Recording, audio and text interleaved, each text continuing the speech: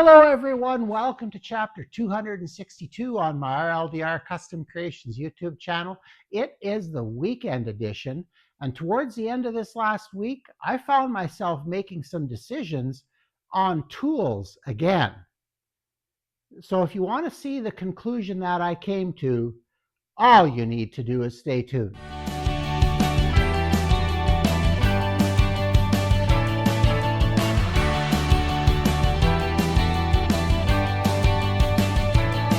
Well, yes, in my strange kind of quirky way, I ended up thinking about my cordless power tools this last week.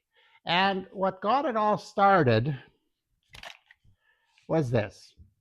I have a rigid battery that was no longer taking charge, and I knew it was old. It was from the first rigid drill driver set that I bought. And when a friend of mine who works at Rigid Repair Depot, when he looked it up, he realized it was from 2012 when I purchased that. So, yeah, I got my use out of it. It's lasted a long time, but I thought, well, just check it. Maybe I can get a new one, because they have the lifetime service agreement.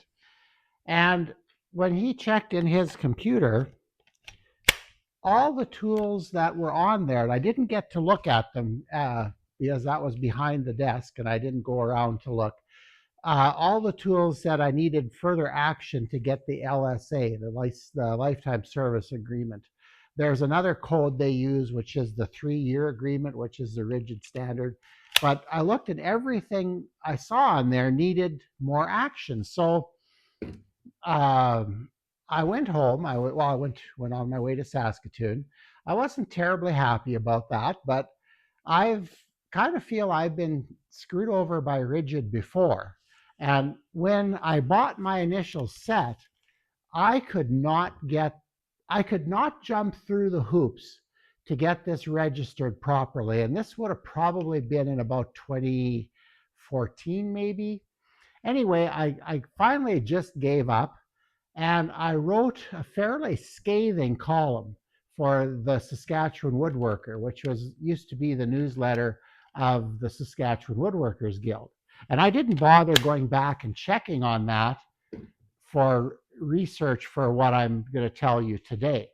Now, yes, back then, that LSA was extremely frustrating. I could not get things registered. However, when I got in the vehicle again, started driving, and I'm talking with my wife, and then I remembered, like, I have a rigid 18 gauge brad nailer, and I had trouble with that in winter. And I took it to my friend there, and they fixed it and didn't cost me anything. The only negative thing is the downtime. I was actually hoping they couldn't fix it and they'd give me a new one, because I think the new one's a little lighter than mine. But anyway, they did what they said they'd do, and I appreciated that. So I realized, well, no, some of my stuff must be registered. So when we got home, my wife does this stuff for me now, because I have this much attention span when it comes to doing things on the computer to register things, where I have to read and jump through hoops and do things over and over to get it to work. She's way more determined than that. So she went through and looked at things, and right away what we found is when she registered, I think it was the brad nailer in 2020, it went in under her name. So what my friend was pulling up was the old stuff under my name. So there was a bit of confusion there, and that's not Rigid's fault. That just happened. So I don't know, like I have this tool here that I bought. Boy, time flies. I bought this in 2024, and I don't think we ever registered it. So right now, my wife is in the house with the information that she needs to register it, and hopefully we can get it registered. But if we can't, well, then it is what it is. And that led me to my next thing. Now, the lifetime service agreement for Rigid, it sounds really good. And if you can get your stuff registered, which in the early years was a problem, it it's a good way to go. In fact, I was considering getting rigid stuff for all our battery operated tools in the school shop that I worked in, because then I could basically look at that equipment and say, I'm not going to have to replace that stuff ever again. That's out of my budget. So it didn't work that way, and I never did go to rigid in the school. Eventually, I went with Bosch, and their stuff just seems to last a long time. I think they're still running it. But anyway, um, but it got me thinking about, as a homeowner, and yes, I'm kind of a little bit of a teacher still. I have kids that come in here and we build projects together and stuff like that. So I kind of like to stay more, I would say, on the leading edge of tool stuff. However, I'm not there, and I know that. You saw the used router I bought, and I would not hesitate to buy uh, a 1990s Porter cable router. They were awesome. They're awesome now, and they were awesome then. Um, but when you look at the way the tool marketplace has changed in the last 30 years, like now, I watch a video. There's a really good video on YouTube about the consolidation of the tool supply chain. And right now, there's a couple independent players, like I think maybe just one, Makita, that isn't owned by some hedge firm or a company or a conglomeration looking to expand. But they would buy the name, and then they just keep producing whatever for it. And I don't know, like, I you know um, capitalism is supposed to prevent that. It's supposed to be competition, but there is no competition in the marketplace anymore. Everybody's taken over on one form or another. And I don't know, I just you get to the point where when you're fighting with those big corporations, you're never going to get satisfaction, because they just want you to buy a new one. And I've really been happy that Makita is a bit independent of that, because my 2020 jointer and 2040 thickness planer built in the 80s, there's still parts for them. I can buy parts for these machines from my Makita distributor in Saskatoon. It's amazing. But so I thought, well, maybe then it's time to go the other way. I've walked by the aisle in Princess Auto with their corded power tools, and I've looked at them and I've just kind of walked away. I went and bought the Bosch stuff at the end of the aisle, and I got thinking, well, yeah, it's another battery platform. That's a problem. But since since a lot of brands are not necessarily building quality anyway, and they realize that when you are done with it, you're going to buy another one, and chances are it's going to be from them anyway, because there really isn't much competition in those markets anymore. I figure maybe that's best to go the other way. Go with a trusted name for me. And in Saskatchewan, here where I live, for me, a trusted name is Princess Auto. They have been very good to me. This is not sponsored at all. Oh, heck no. The 30 people that'll watch this, they're not sponsoring me. So this is my experience with them as a retailer. And so I thought, well, maybe the key is not to bother fighting for warranty and all that stuff anymore. Just go into Princess Auto, buy my stuff there. Most of their things, I'm not sure what their power or portable power tools have for warranty in their batteries, but if it's a year, and if it's lasted more than a year, then I think I got my 33. What did I pay for this? $28.99 for the sander. It was on sale. That's another story. I probably got my use out of it, and then I keep it for spare parts and go buy another one. Maybe that's what the key is now. But so I think I'm going to start testing these Princess Auto tools. Now, I would argue that, and I'm not sure which Harbor Freight tool this would be an equivalent to, whether it would be the Bauer line or the Hercules line, but it seems fairly well made. But there's a little story before I get talking about this tool. So another thing I like about Princess Auto, with Princess Auto, they have a sale every 2 weeks. So if you miss an item on sale and you bring in your flyer or you tell them, hey, that was on sale in the previous sale, can I get it for the sale price? And of course, the answer is always yes. They have a policy that if you come in within 30 days of when that sale ended or whenever it was, I don't know how it works, but you've got that 30 days of grace period. So what I did, I'm looking at this sander and it was 35 bucks or something like that, 33.99.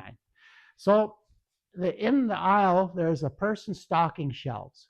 This blew me away. So I interrupt her politely and say, look, I'm interested in this sander. Can you tell me if this has been on sale recently? And she has a phone that's company phone for checking stock. She looks at it. Yep, it was on sale within the 30 days. This was the price. She pulls a little piece of paper out of her apron, writes down the numbers, writes the sale price, and gives it to me. And I took it to the till, and they honored it. How many places can you go where the person stocking the shelves can make a deal, change your retail price on a piece of equipment?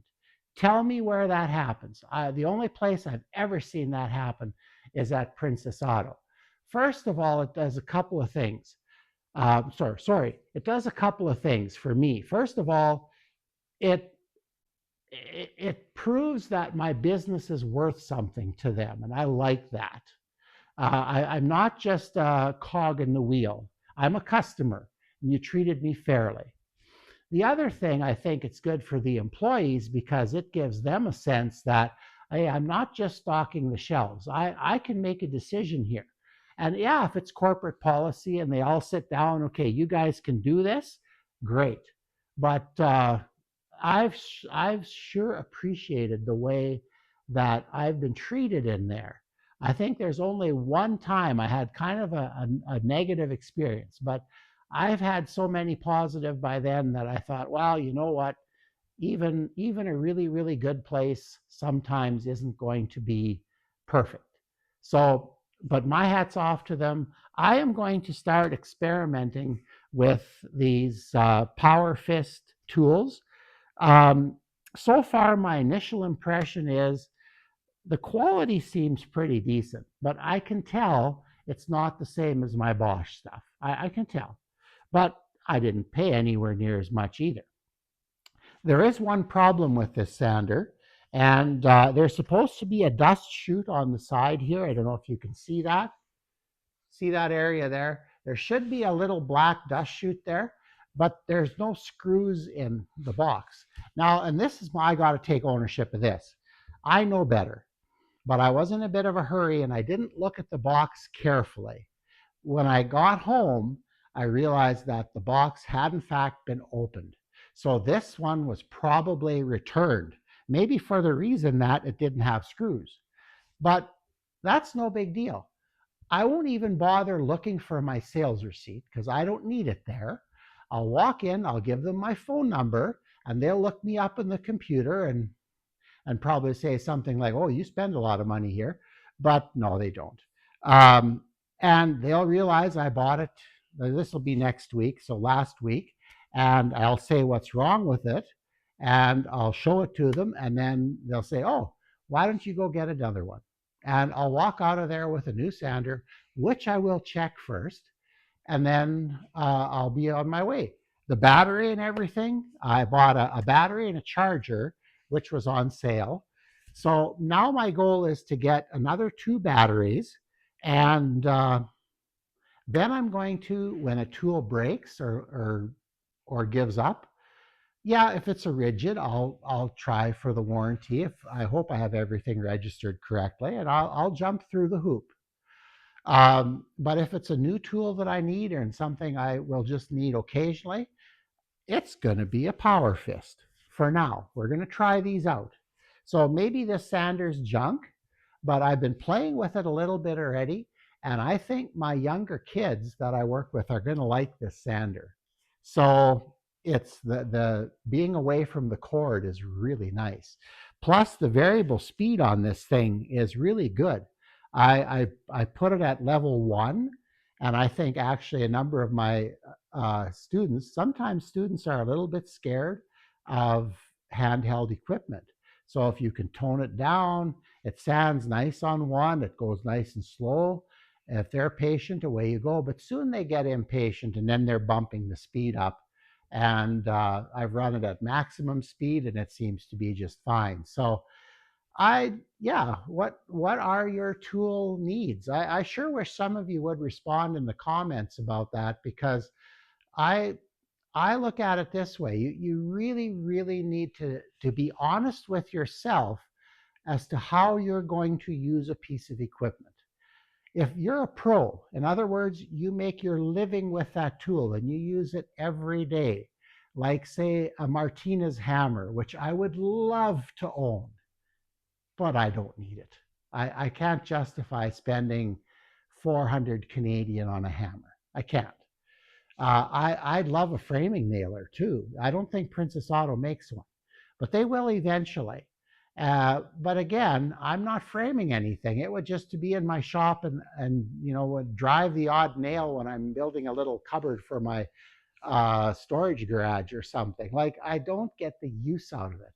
So, but if you're a pro and you make your living with your tools, yeah, you need good stuff, because downtime is not acceptable.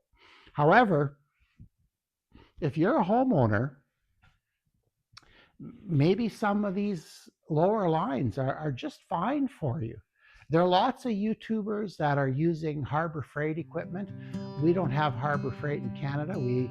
I would say, well, I don't know. Harbor Freight is maybe in Canada, it's equivalent, what doesn't exist really, but maybe it would be a cross between Princess Auto and KMS Tools. I don't know. I'm just spouting off here. That might not be right either. But if they have their own line like this, which Princess Auto does, I'm going to give it a try and see what I think. But assess your tool needs accurately. So, like, if you're a pro, buy the good stuff. But again, the pros always know. They buy what lasts. My neighbor, the electrician here, he runs Makita everything. You can't even tell him about another brand. He runs Makita all the time. And he just likes them, and they work for him. So that's a good thing to do. Yeah, but if you're an average homeowner, maybe you just want those better tools. You don't really need them. But be careful, unless you've got like money to burn, and if you do, then consider donating to my channel. Get in touch with me and we'll set it up. But I think that trying to live within your means with your tools is an important thing. So there will be upcoming videos. I'll do a video when I'm testing this thing and we've used it a bit, but I want to put this in the hand of my students before I make another video on it. So I guess with that in mind, that's about all the ramblings I have today for this video. It's been pretty hot outside. For us, hot is getting into the 30s Celsius. And yeah, I should be working outside, but today was kind of a strange day and it just never happened. So I thought I'd come in here, get a video made, and get it out to you today and then we'll move on from there. I'll continue working outside next week. But anyway, yeah, I had an interesting thing this last week. My subscriber count's going down.